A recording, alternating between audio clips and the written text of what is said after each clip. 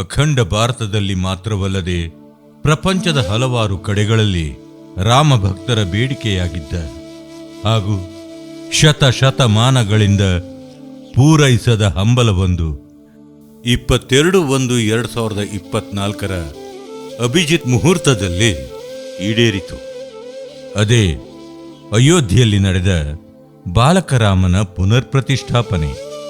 ಸುಮಾರು 500 ವರ್ಷಗಳ ಹಿಂದೆ ಮತಾಂಧರ ದಾಳಿಗೆ ನಮ್ಮ ನಾಡು ತುತ್ತಾಗಿ ಶ್ರೀರಾಮದೇವರ ಪೂಜಾ ಸ್ಥಳವೊಂದನ್ನು, ಅದರಲ್ಲಿಯೂ ಶ್ರೀರಾಮನ ಹುಟ್ಟೂರಾದ ಅಯೋಧ್ಯೆಯಲ್ಲಿಯೇ ಒಡೆಯಲಾಗಿತ್ತು. ಹಿಂದೂಗಳ ನಾಡು ಹಿಂದೂಸ್ತಾನ್ ಎಂದು ಕರೆಯಲ್ಪಡುವ ನಮ್ಮ ಭಾರತದ ಅಮಾಯಕರ ಮೇಲೆ ದಾಳಿ ನಡೆಯುವುದು ನಮ್ಮ ಆಸ್ತಿ ಪಾಸ್ತಿಗಳನ್ನು ನಾಶ ಮಾಡುವುದಲ್ಲದೆ ನಮ್ಮ ಸಂಸ್ಕೃತಿಯನ್ನು ನಾಶ ಮಾಡುವುದನ್ನೇ ತಮ್ಮ ಉದ್ದೇಶವನ್ನಾಗಿರಿಸಿಕೊಂಡಿದ್ದ ಆ ಮತಾಂಧರು ಒಡೆದ ಆ ದೇವಸ್ಥಾನದ ಸ್ಥಳದಲ್ಲಿ ತಮ್ಮ ಪ್ರಾರ್ಥನಾ ಮಂದಿರವನ್ನು ನಿರ್ಮಿಸಿದ್ದರು. ರಾಮನ ಜನ್ಮಸ್ಥಳದಲ್ಲಿ ನಿರ್ಮಿಸಲಾಗಿದ್ದ ಅನ್ಯಮತದ ಪ್ರಾರ್ಥನಾ ಸ್ಥಳವನ್ನು ತೆರವು ಮಾಡಿ ಮತ್ತೆ ರಾಮ ಮಂದಿರವನ್ನು ನಿರ್ಮಿಸಲು ನಾವೇ ನಮ್ಮ ನಾಡಲ್ಲಿ ಹೋರಾಡಬೇಕಾದಂಥ ಮತ್ತು ಹಲವಾರು ಜೀವಗಳನ್ನು ತೆರಬೇಕಾದಂಥ ಪರಿಸ್ಥಿತಿ ಬಂದಿತು.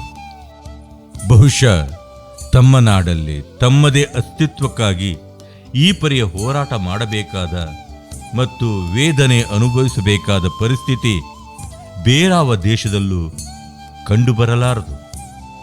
ಇದು ದುರ್ದೈವವೋ ಅಥವಾ ನಮ್ಮ ದುರ್ಬಲತನವೋ, ಹೇಡಿತನವೋ, ರಾಜಕೀಯ ಪ್ರೇರಿತವಾದ ಓಲೈಕೆಯೋ ಬಲ್ಲವರೇ ಹೇಳಬೇಕು. ಕೋರ್ಟಿನ ಮೆಟ್ಟಿಲೇರಿ ಅಲ್ಲೂ ದಶಕಗಳ ಹೋರಾಟದ ನಂತರ ಕೊನೆಗೂ ಸುಪ್ರೀಂ ಕೋರ್ಟಿನ ತೀರ್ಪಿನ ಮೇರೆಗೆ 2019ರಲ್ಲಿ ಅಯೋಧ್ಯೆಯ ಆ ಸ್ಥಳದಲ್ಲಿ ಹಿಂದೆಯೂ ರಾಮಮಂದಿರವಿದ್ದಿತ್ತು ಎಂದು ನ್ಯಾಯಬದ್ಧವಾಗಿ ಸಾಬೀತಾಗಿ ಮತ್ತೆ ರಾಮಮಂದಿರದ ನಿರ್ಮಾಣ ಮಾಡಲು ಅನುಮತಿ ನೀಡಲಾಯಿತು. ರಾಮಮಂದಿರದ ಕಾರ್ಯ ಪ್ರಾರಂಭವಾಯಿತು. ಭಕ್ತರ ದೇಣಿಗೆ ಕೋಟಿ ಕೋಟಿ ರೂಪಾಯಿಗಳ ಲೆಕ್ಕದಲ್ಲಿ ಪ್ರಪಂಚದಾದ್ಯಂತ ಹರಿದು ಬಂದಿತ್ತು.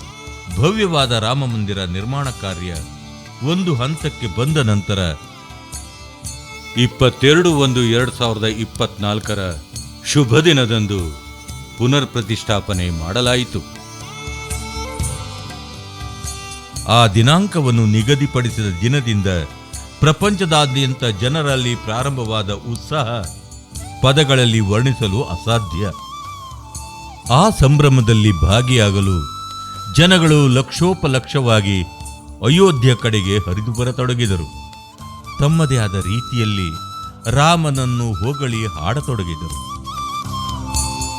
ರಾಮನಾಮ ಪಾಯಸಕ್ಕೆ ಕೃಷ್ಣ ನಾಮ ಸಕ್ಕರೆ, ವಿಠಲ ನಾಮ ತುಪ್ಪವ ಕಲಸಿ ಬಾಯಿ ಚಪ್ಪರಿಸಿರೋ. ಶ್ರೀರಾಮನೇ ನಾಮಂ ಎಂತೋ ರುಚಿರ, ಎಂತೋ ರುಚಿ ಎಂತೋ ರುಚಿ ಎಂತೋ ರುಚಿರ. ಓ ರಾಮನೇ ನಾಮಂ ಎಂತೋ ರುಚಿರ, ಎಂತೋ ರುಚಿ ಎಂತೋ ರುಚಿ ಎಂತೋ ರುಚಿರ. ಇಡೀ ಅಯೋಧ್ಯೆ ನಗರವನ್ನೇ ಮಾರ್ಪಾಡುಗೊಳಿಸಲಾಯಿತು. ಒಂದೊಂದು ಬೀದಿಗಳಲ್ಲಿ ಗಲ್ಲಿಗಳಲ್ಲೂ ಬದಲಾಯಿಸಿ ಅಯೋಧ್ಯೆಯನ್ನು ತ್ರೇತಾಯುಗದ ರಾಮನ ನಾಡನ್ನು ವರ್ಣಿಸಿದಂತೆ ವಿಜೃಂಭಣೆಯಿಂದ ಸಿಂಗರಿಸಲಾಯಿತು. ರಾಮನ ನಾಡಂತೆ ಬಂದ ಅತಿಥಿಗಳನ್ನು ಇಡೀ ಊರಿನವರು ಸ್ವಾಗತಿಸಿ ಅತಿಥಿ ಸತ್ಕಾರ ಮಾಡಿ ಮೆರೆದರು. ಸಿಂಗಾರಗೊಂಡು ಇಡೀ ಊರೇ ಅಲಂಕೃತಗೊಂಡು ರಾಮನ ಪುನರ್ ಪ್ರತಿಷ್ಠಾಪನೆಗೆ ಸಿದ್ಧವಾಯಿತು. ಭಾರತದ ಮನೆ ಮನೆಗಳಲ್ಲೂ ಜನಗಳು ಟಿವಿ ಮತ್ತು ಬೇರೆ ಬೇರೆ ಮಾಧ್ಯಮಗಳಲ್ಲಿ ಪುನರ್ ಪ್ರತಿಷ್ಠಾಪನಾ ಕಾರ್ಯಕ್ರಮದ ಪ್ರಸಾರವನ್ನು ನೋಡಲು ಸಜ್ಜಾದರು. ಪ್ರತಿಷ್ಠಾಪನೆ ನೋಡಿ ಟಿವಿ ಎದುರಿನಲ್ಲೇ ಕೈ ಮುಗಿದು ಆನಂದ ಬಾಷ್ಪ ಸುರಿಸಿದವರು ಅದೆಷ್ಟು ಲಕ್ಷ ಮಂದಿಯೋ. ಅನೇಕ ಬೇರೆ ಬೇರೆ ದೇಶದಲ್ಲಿಯೂ ಕೂಡ ಅದನ್ನು ನೋಡಲು ಅನುವಾಗುವಂತೆ ವ್ಯವಸ್ಥೆ ಕಲ್ಪಿಸಿ ಸಜ್ಜಾದರು. ಕೊನೆಗೂ ಬಾಲಕರಾಮನ ಪುನರ್ ಪ್ರತಿಷ್ಠಾಪನಾ ಕಾರ್ಯ ನೆರವೇರಿತು.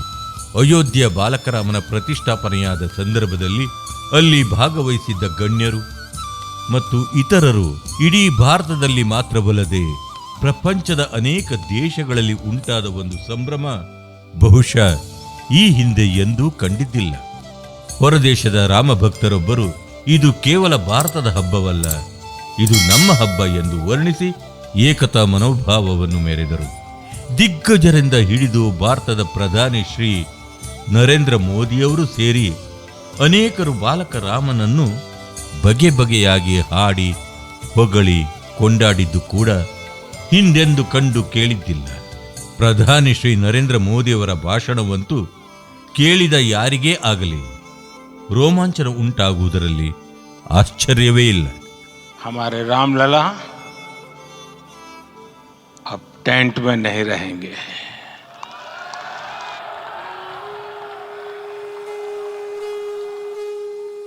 हमारे लाल रामलला अब इस दिव्य मंदिर में रहेंगे. ಪ್ರಧಾನಿ ಶ್ರೀ ನರೇಂದ್ರ ಮೋದಿ ಅವರು ಹೇಳಿದಂತೆ ಬಾಲಕ ರಾಮ ಇನ್ನು ಮುಂದೆ ಟೆಂಟ್ನಲ್ಲಿ ಇರಬೇಕಾಗಿಲ್ಲ, ಭವ್ಯವಾದ ಮಂದಿರದಲ್ಲಿ ವಿರಾಜಮಾನನಾಗಿದ್ದಾನೆ. ಭಕ್ತರು ದೇಣಿಗೆ ನೀಡಿರುವ ಸಾವಿರಾರು ಕೋಟಿ ರೂಪಾಯಿ ವೆಚ್ಚದಲ್ಲಿ ನಿರ್ಮಾಣವಾಗಿರುವ ಈ ಭವ್ಯವಾದ ರಾಮ ಮಂದಿರ ನೋಡಲು ಮಾತ್ರ ಸುಂದರವಲ್ಲ, ನೋಡಿದರೆ ಭಕ್ತಿ ಉಂಟು ಮಾಡುವ ಒಂದು ದೇಗುಲ.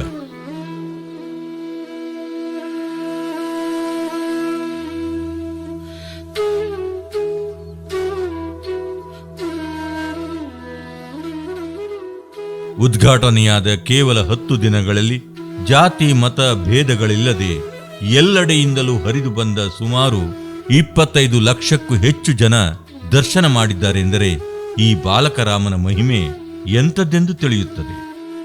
ಭಾರತದ ಮತ್ತು ಅನೇಕ ಬೇರೆ ಬೇರೆ ರಾಷ್ಟ್ರಗಳ ಪರಂಪರೆಯಲ್ಲಿ ತ್ರೇತಾಯುಗದಿಂದ ಜನರ ಜೀವನದಲ್ಲಿ ಹಾಸು ಹೊಕ್ಕಾಗಿರುವ ಶ್ರೀರಾಮನನ್ನು ಸಹಸ್ರಾರು ವರ್ಷಗಳಿಂದ ಪೂಜಿಸುತ್ತಾ ಕೊಂಡಾಡುತ್ತಲೇ ಬಂದಿದ್ದಾರೆ. ಶ್ರೀರಾಮನ ಆದರ್ಶಗಳು, ವ್ಯಕ್ತಿತ್ವ, ಧ್ಯೇಯ, ನಿಷ್ಠೆ, ಶೌರ್ಯ, ಪರಾಕ್ರಮ ವಿವಿಧ ರೀತಿಯಲ್ಲಿ ಬರೆದವರು, ನುಡಿದವರು, ಬೋಧಿಸಿದವರು ಮತ್ತು ಹಾಡಿದವರು ಅದೆಷ್ಟೋ ಮಂದಿ. ಶ್ರೀರಾಮನಿನ್ನ ಹೆಸರು ಎಷ್ಟು ಸಿಹಿಯೋ ಎಂದು ಭಕ್ತ ರಾಮದಾಸರು ಹಾಡಿದರೆ, ಪುರಂದರದಾಸರು ಆ ಮಂತ್ರ ಈ ಮಂತ್ರ ನೆಚ್ಚಿನಿ ಕೆಡಬೇಡ, ರಾಮ ಮಂತ್ರ ಜಪಿಸೋ ಎಂದು ಹಾಡಿದರು.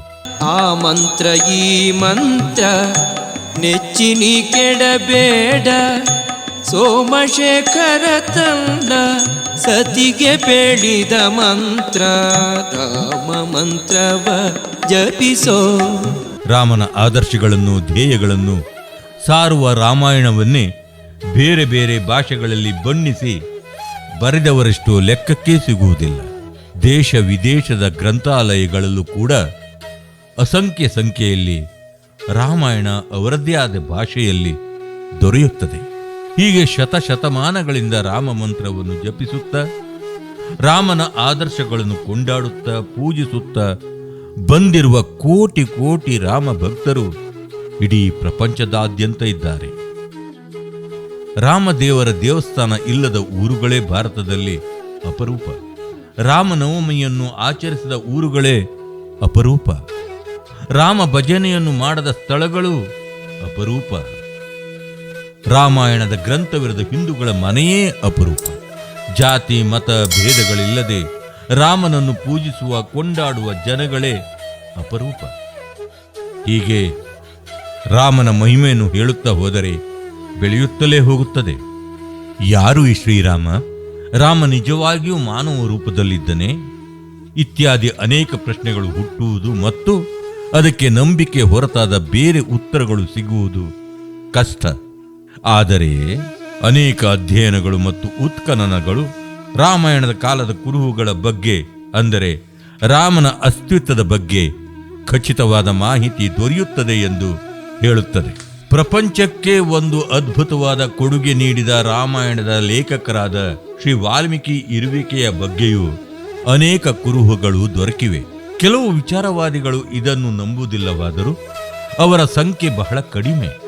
ಕುಹಕಕ್ಕೆ ರಾಮನ ಅಸ್ತಿತ್ವವನ್ನೇ ಪ್ರಶ್ನಿಸಿ ತಮ್ಮ ಬಾಯಿಗೆ ಬಂದಂತೆ ಮಾತಾಡುವ ಜನರೂ ಇದ್ದಾರೆ. ದೇವರು ಇದ್ದಾನೋ ಇಲ್ಲವೋ ಎಂಬ ತರ್ಕ ಒಂದು ರೀತಿ ಮುಗಿಯಲಾರದ ಚರ್ಚೆ.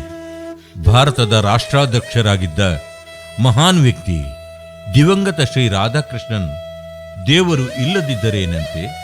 ಸೃಷ್ಟಿಸೋಣ ಬನ್ನಿ, ದೇವರ ಅವಶ್ಯಕತೆ ಬಹಳ ಮುಖ್ಯ ಎಂದು ಹೇಳಿದರೆ ಪ್ರಪಂಚದಲ್ಲಿ ನಾಸ್ತಿಕರಿಗೆ ಕಣ್ಣಿಗೆ ಕಾಣದ ಬೆಂಬಲವೇ ಇರುವುದಿಲ್ಲ ಎಂದು ಇನ್ನೊಬ್ಬ ಪಾಶ್ಚಾತ್ಯ ತತ್ವಜ್ಞಾನಿಯೊಬ್ಬರು ಹೇಳುತ್ತಾರೆ. ಆದ್ದರಿಂದ ರಾಮ ಇಲ್ಲದಿದ್ದರೇನು? ಶ್ರೀರಾಮನನ್ನು ಸೃಷ್ಟಿಸೋಣ ಬನ್ನಿರಿ. ರಾಮರಾಜ್ಯ ಎಂಬುದು ಒಂದು ಬಹಳ ಪುರಾತನ ಯೋಚನೆ. ಅದರಂತೆ ನಡೆದರೆ ಯಾವುದೇ ದೇಶ ಸುಖ ಸಮೃದ್ಧಿಗಳಿಂದ ಕೂಡಿ ನೆಮ್ಮದಿಯಾಗಿರುವುದಂತೂ ಖಚಿತ.